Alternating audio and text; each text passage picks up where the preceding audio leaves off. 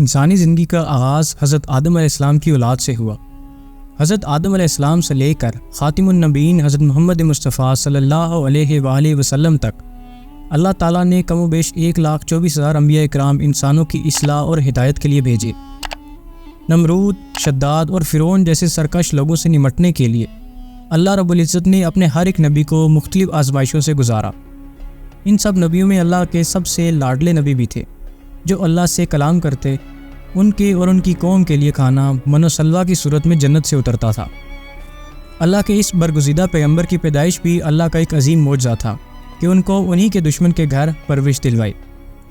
معزز ناظرین، آج کی اس ویڈیو میں ہم حضرت موسیٰ علیہ السلام کی معجزانہ پیدائش اور پرورش کا خلاصہ قرآن پاک کی آیات کی روشنی میں کریں گے، لہٰذا آپ سے گزارش ہے کہ اس ویڈیو کو اینڈ تک لازمی دیکھیں، اور نئے آنے والے دوستوں سے التماس ہے کہ ہمارے چینل کو سبسکرائب ضرور کر لیں۔ دنیا اسلام کے معزز ناظرین، میں ہوں سید احسن رضا، اور آپ تمام دیکھنے اور سننے والوں کو السلام علیکم۔ بسم اللہ الرحمن الرحیم، اللہم صلی علی محمد و آل محمد۔ بادشاہ مصر ایک رات گہری نیند سو رہا تھا کہ اس نے ایسا بھیانک خواب دیکھا کہ ڈر اور دہشت کے مارے بے حال ہو کر اٹھ بیٹھا۔ اگلے دن اس نے اپنے دربار میں کاہنوں اور نجومیوں کو بلوایا اور اپنے خواب ان سے بیان کرنے لگا۔ فرعون نے بتایا کہ اس نے خواب میں دیکھا ہے کہ شام سے ایک دہکتی ہوئی آگ آئی جس نے تمام قبطیوں کے گھروں کو لپیٹ میں لے کر سب کو جلا ڈالا، جبکہ بنی اسرائیل کے کسی بھی گھر کو کوئی نقصان نہ پہنچایا۔ بنی اسرائیل جو کہ مصر میں حضرت یوسف علیہ السلام کے دور سے وہاں آباد تھے، بنی اسرائیل چونکہ حضرت یعقوب علیہ السلام کی نسل کو کہا جاتا ہے، اس لیے حضرت یوسف علیہ السلام نے اپنے بھائیوں اور اس قوم کے لیے اس وقت کے بادشاہ ریان بن ولید سے وہ جگہ حاصل کی تھی جہاں وہ سب آباد تھے۔ حضرت یعقوب علیہ السلام کی نسل بنی اسرائیل اللہ کی پسندیدہ قوم تھی، کیونکہ بنی اسرائیل نے فرعون کو سجدہ کرنے اور اس کو خدا ماننے سے انکار کر دیا تھا، جس وجہ سے بادشاہ اور اس کے حواری ان پر ظلم و ستم کے پہاڑ ڈھایا کرتے اور اس قوم سے گھٹیا کام کرواتے، ان کی عورتوں کو باندی اور لونڈیوں کی طرح رکھتے۔ کاہنوں اور نجومیوں نے اس خواب کی تعبیر کچھ یوں بتائی: اے فرعون، بنی اسرائیل میں ایک بچہ پیدا ہوگا جو تمام مصریوں اور تیری سلطنت کے خاتمے کا باعث بنے گا۔ اپنے خواب کی تعبیر سننے کے بعد فرعون بدحواس ہو گیا اور حکم دیا کہ بنی اسرائیل میں پیدا ہونے والے تمام لڑکے قتل کر دیے جائیں، جبکہ لڑکیوں کو چھوڑ دیا جائے۔ اس حکم کے ملتے ہی فرعون کے سپاہیوں نے اور درباریوں نے ہر ممکن قدم لیتے ہوئے بنی اسرائیل میں پیدا ہونے والے ہر بچے کو قتل کرنا شروع کر دیا، مگر قدرت الہی کو کچھ اور ہی منظور تھا۔ فرعون کے اس حکم کی پاداش میں ہزاروں نومولود بچے قتل کر دیے گئے، یہاں تک کہ فرعون کے درباری پریشان ہو گئے اور فرعون سے کہنے لگے کہ اگر اسی طرح ہم بنی اسرائیل کے بچے قتل کرنے لگے تو ہمارے خدمت گزار کہاں سے آئیں گے؟ پھر ہمارے کمتر، گھٹیا اور غلیظ کام کون کرے گا؟ قبطیوں کی بات سن کر فرعون نے حکم دیا کہ 1 سال چھوڑ کر بچے قتل کیے جائیں۔ ان دنوں حضرت موسیٰ علیہ السلام کی والدہ اپنے حمل کے ابتدائی دنوں میں تھی۔ اللہ رب العزت کے حکم سے فرعون کی چھوڑی ہوئی دائیوں پر ان کے حمل کے آثار ظاہر نہ ہوئے۔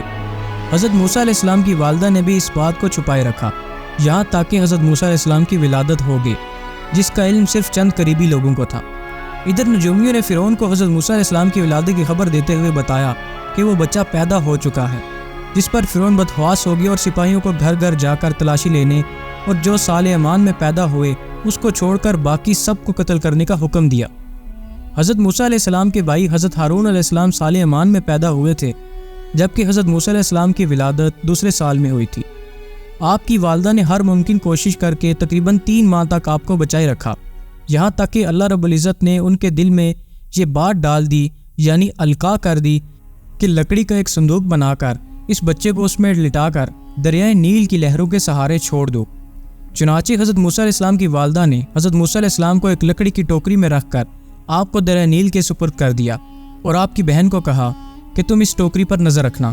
موسیٰ علیہ السلام کی ٹوکری دریائے نیل کی لہروں کے ساتھ بہتے ہوئے فرعون کے محل کے تالاب تک جا پہنچی، جہاں فرعون کی ملکہ، بیٹی اور خادمائیں لطف اندوز ہو رہی تھیں۔ فرعون کی بیٹی نے جب صندوق کو دیکھا تو خادماؤں کو حکم دیتے ہوئے ایک ٹوکری منگوائی۔ جب اسے کھول کر دیکھا تو ایک بہت ہی خوبصورت بچہ تھا۔ بچے کو دیکھتے ہی ملکہ کے دل میں ممتا جاگ گئی اور کہنے لگی اس بچے کو بیٹا بنا کر پالنا چاہیے، لہٰذا وہ حضرت موسیٰ علیہ السلام کو اپنے ساتھ محل لے آئی۔ ادھر محل میں افواہ پھیلا دی کہ یہ وہی بچہ ہو سکتا ہے جس نے بادشاہ کی سلطنت کو ختم کرنا ہے۔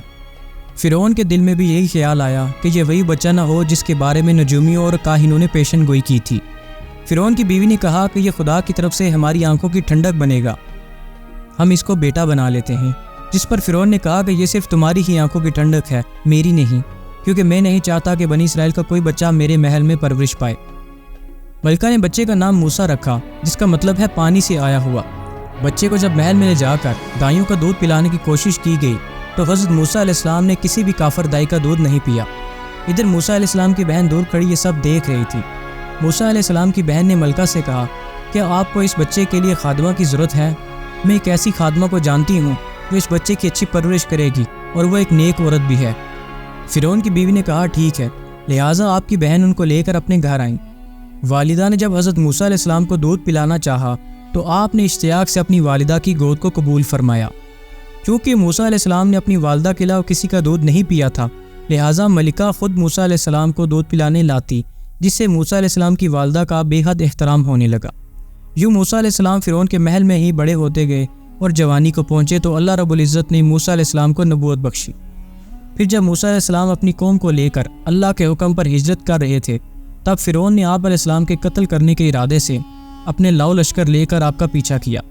جب موسیٰ علیہ السلام دریا کے کنارے پہنچے تو اللہ کے حکم کے مطابق اپنا عصا دریا پہ مارا، جس سے آپ کی قوم کے لیے 12 رستے بن گئے۔ یہی وہ وقت تھا جب فرعون کا خواب سچا ہونا تھا اور موسیٰ علیہ السلام نے اس کو اور اس کی سلطنت کو تباہ کرنا تھا۔ موسیٰ علیہ السلام تو اپنی قوم کے ساتھ دریا عبور کر گئے، پر جب فرعون اپنے لشکر کے ساتھ دریا کے درمیان میں پہنچا تو اللہ کے حکم سے دریا کی لہریں آپس میں اس طرح آ کر ملی کہ فرعون اور اس کا لشکر دریا میں ہی ڈوب کر غرق ہو گیا۔ معزز ناظرین، یہ قصہ قرآن پاک کی سورہ قصص سے لیا گیا ہے۔ اس امید کے ساتھ آپ سے اجازت طلب کرتا ہوں کہ آپ کو ہماری آج کی ویڈیو پسند آئی ہوگی۔ ہمارے چینل کو سبسکرائب کریں اور بیل آئیکن کو ضرور پریس کریں تاکہ نئی آنے والی ویڈیو آپ کو پہلے ملے۔ شکریہ۔